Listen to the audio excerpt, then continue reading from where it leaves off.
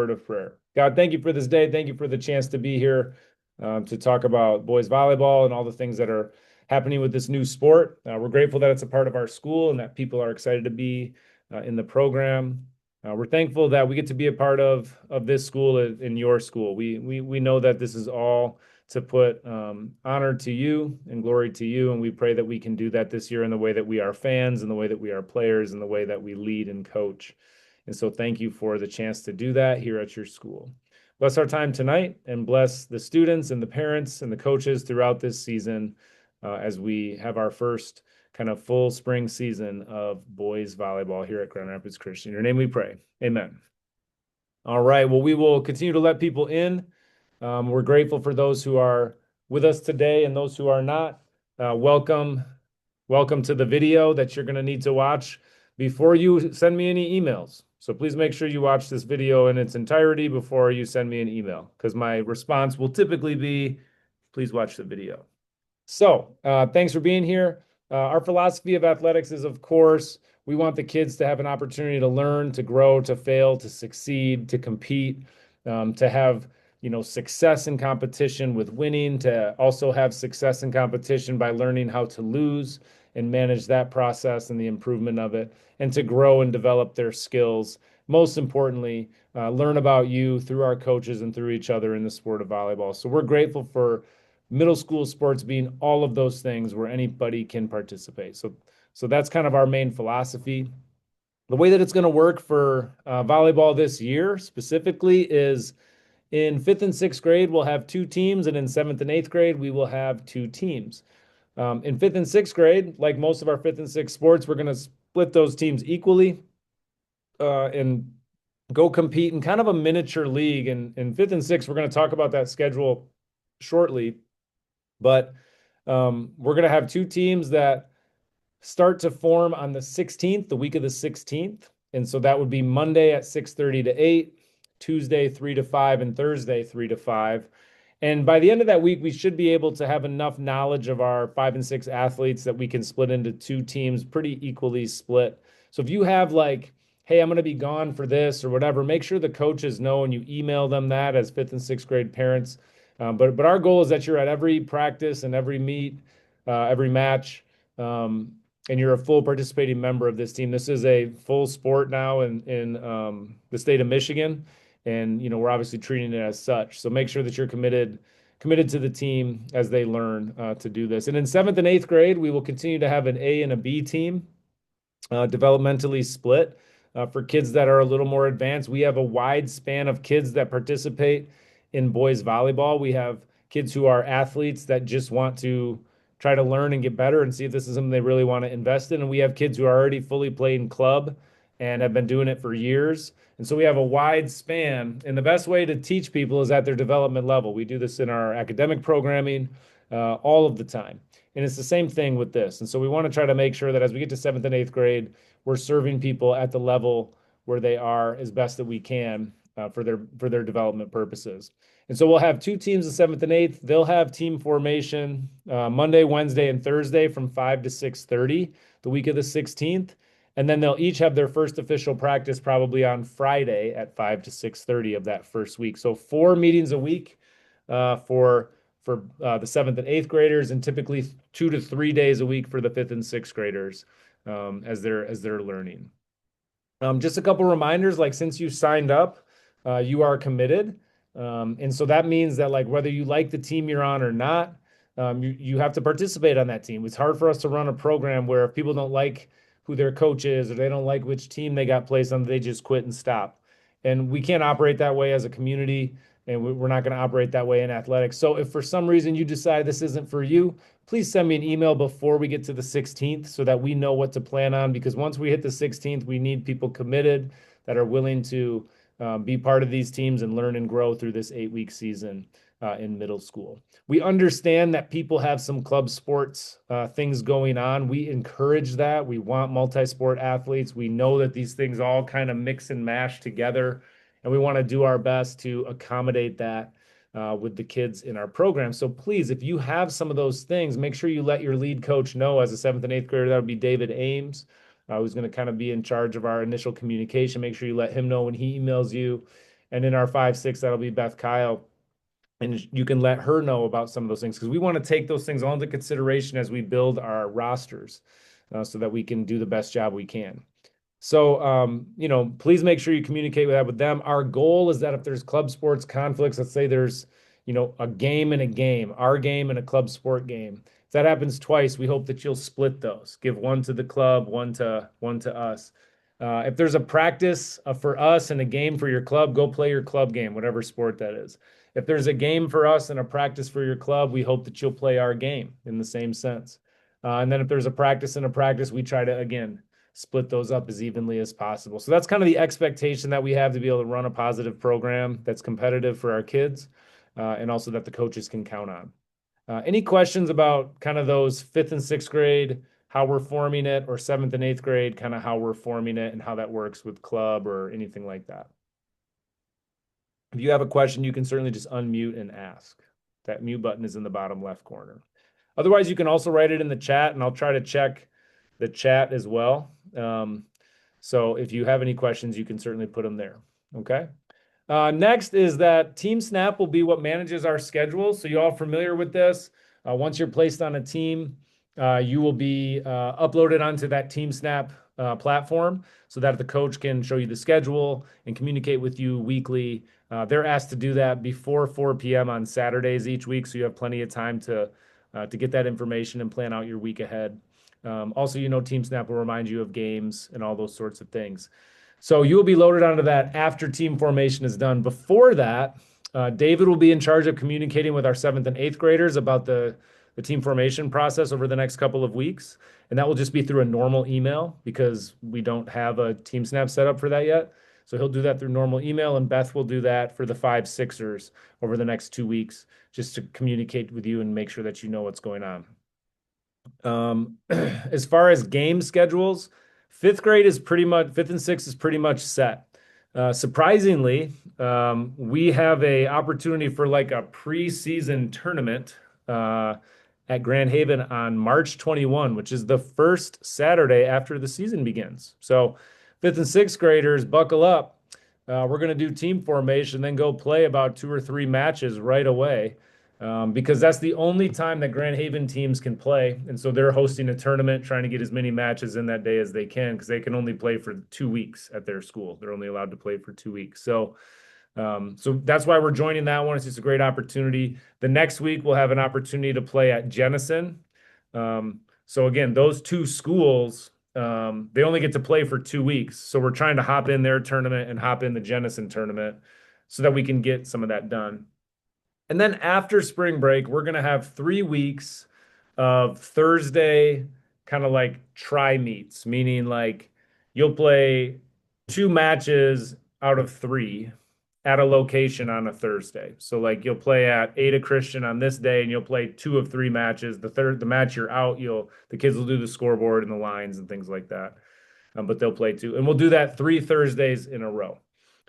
So that's kind of the 5 opportunities. I think it's going to yield about, 6 matches before spring break and about 6 matches after, which is a pretty healthy season. That's more than most of our teams get. So 5-6, although a short season, it's going to be action packed. I mean, you're going to have 2 practices a week plus some matches. So should be like a really good learning opportunity for them. 7th and 8th, we're joining a very big league from the West Michigan Middle School League, which it will officially be a sport in that league next year. And this year it's considered club, but there's 5 regions of 6 teams in that league. And what we're going to try to do is play a tri-meet every Wednesday. And so that means, again, you'll play twice and sit once. And when you sit, you'll do lines and scoreboard. But everybody will get 2 matches of 3 games each, 2 matches on those nights. So if you travel to Grand Haven, that kind of stinks, but at least you get 2 matches out of it and you can go to McDonald's afterwards with the boys and have some fun, right? You might have to travel to Sparta, right? But they also will come to us on certain days. So we'll host about 3 times for that. And the other schools will host the other 3. And we play about 12 matches again, 2 each night on 6 dates. And those all start after spring break. So And those will be developmentally appropriate. So there will be A matches and there will be B matches. Okay. The A League's a little bigger than the B League. So we won't play everybody in there, but in the B League, you'll play other schools that have B teams as well. And the league is structured as an A and B league. So you do play other B teams. Okay. So that's really good. All of our teams are going to get around 12 matches, and we have leagues for both of them, which is very cool. So we're really excited about that development of the program. It's no longer kind of like a let's figure out how we can make this work. It's a legitimate fifth and sixth grade and seventh and eighth grade program now. Any questions about the league or kind of matches or how that's going to work out? Anybody have questions on that quickly? Okay. Next up, I'm just going to talk briefly about coach and parent. Like, there's a lot of questions probably for parents when it comes to boys volleyball because it's so new. Don't hesitate to ask your head coach these things. Okay. Beth and Megan and Meg Griffin are really experienced leaders at our 5-6 level. Beth coached our eighth grade A girls last year or this year. And she's coached in our program a long time. Meg has coached in our program for 4 seasons now. This will be her 5th season of coaching volleyball at Grand Rapids Christian after playing it. So we have some great coaches down there. It's really important that, some of our boys, they don't see this as like a serious sport yet. Like a lot of them, when they sign up for basketball, they see it as like a serious sport because they know it's like a very serious sport. They want to have fun in it, but they know like basketball is like a serious thing where volleyball has always kind of felt like a gym class thing or an intramural thing to a lot of these boys. And what I would love for you to remind your fifth and sixth graders is this is a sport that we're playing because it's going to become a high school sport and something you could do in high school. So you want to have fun, but you need to listen to your coach. There's a difference between fun and goofy, right? We don't want to be goofy when we're trying to listen to a coach and participate in practice. And so I want you to know, like, we have to set that tone and start building that culture in our volleyball program. So disrespectful behavior, like not listening to coach, messing around, doing things like that, we will be not tolerating that. Okay, I will get involved and I'll talk to you, and we're just going to tell you, maybe your son needs a break. But this is something where we want to raise the expectation level for kids. And that doesn't mean it's not going to be fun. It is going to be fun, but it's also not going to be goofy intramural screw around time, if that makes sense. Okay.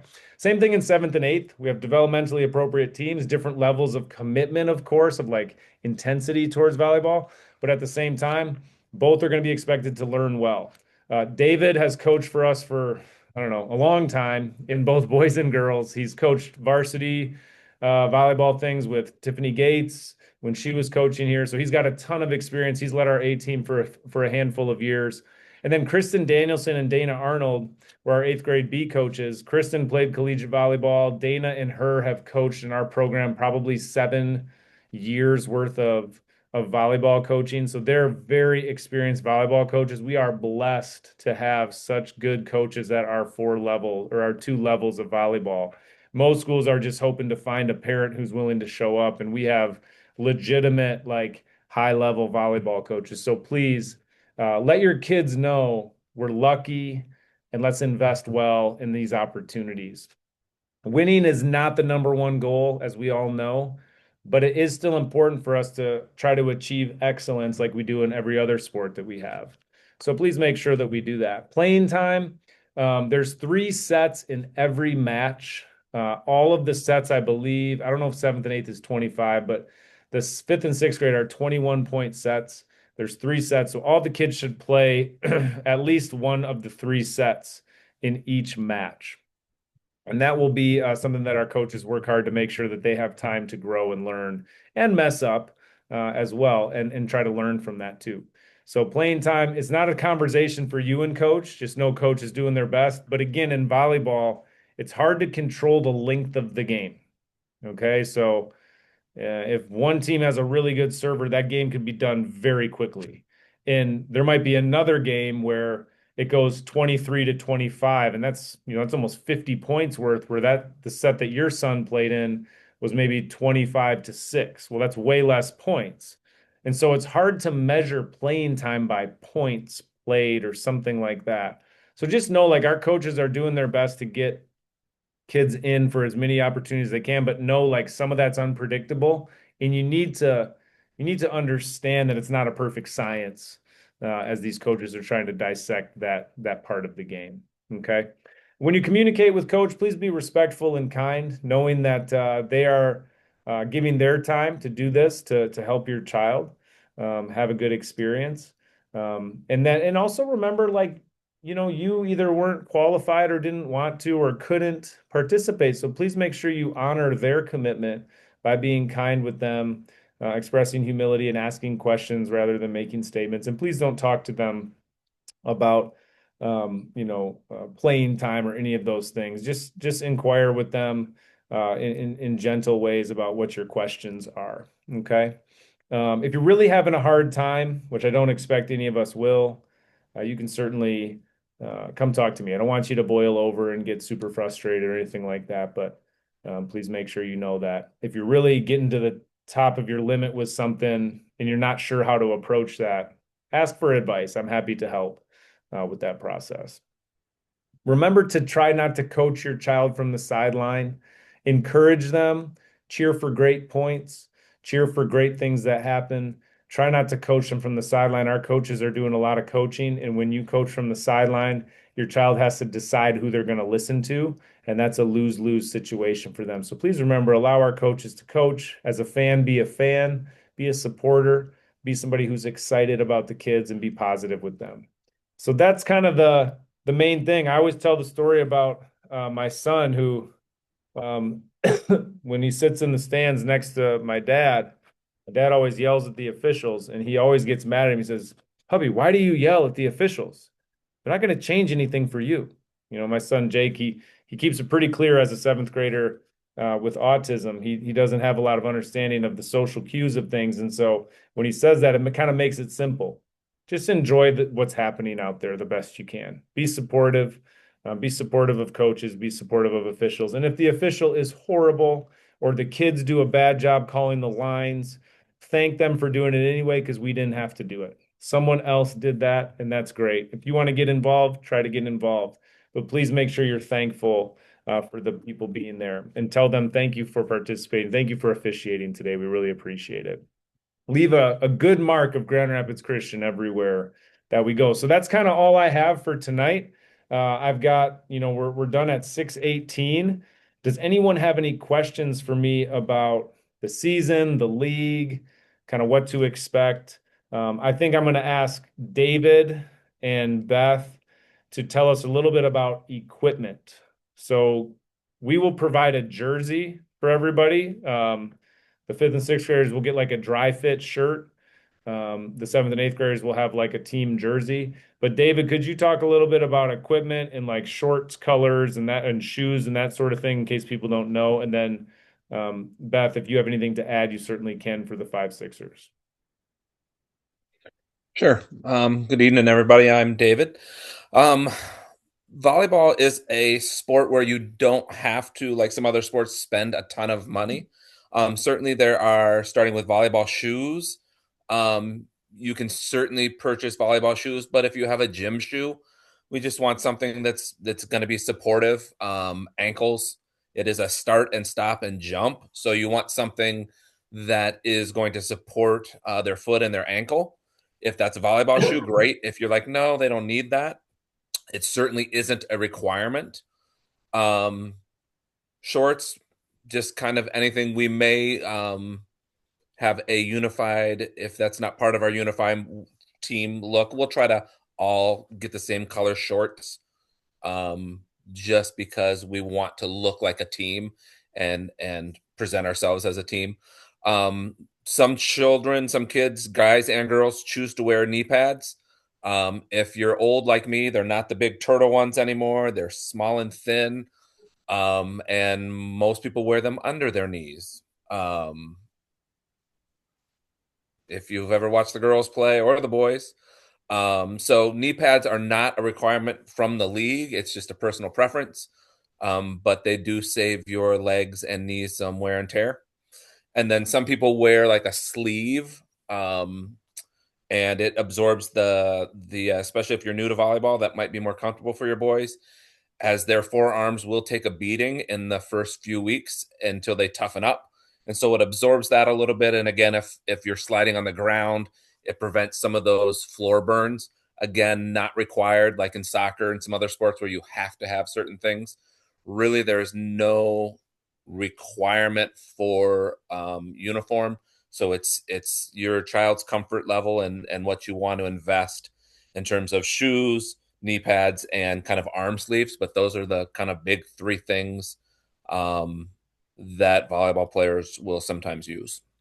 And we've done black shorts in the past, so we'll probably just make sure everybody has a pair of black shorts when we go play matches, Yep. that way we don't have somebody with orange shorts and, whatever. So, Beth, anything to add from your perspective? I don't know what the boys in high school wear, so I can only really speak to the girls' side of things. But as like a parent and a player, knee pads I think are essential. They're gonna be on the floor a lot, trying to get underneath balls that drop quickly.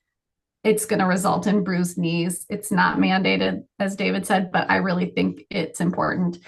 And then the other thing that kids will wear besides a sleeve is an actual elbow pad to learn how to dive and slide on the ground. And it actually has padding for the elbows. Or if you go sideways like this to get a ball, those bony parts that you land on, they bruise quickly. And then it's pretty painful to fall or dive after that. Mhm. Yeah, that's a great point. And I know you can get those pretty affordably on Amazon. Also, sometimes like Play It Again Sports or things like that will have some secondhand stuff if you're interested in that. That's what I do with my kids a lot because they use everything and go through it quickly. So yeah, those are great points. Thank you, Beth and David, for that. Before we go, does anybody have any questions that they would like to know about? Otherwise, I don't think I have anything else, David and Beth, unless there's something you think I missed with this process today. Okay.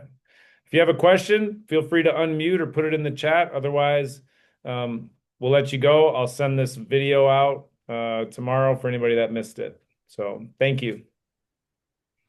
Thanks, Kevin.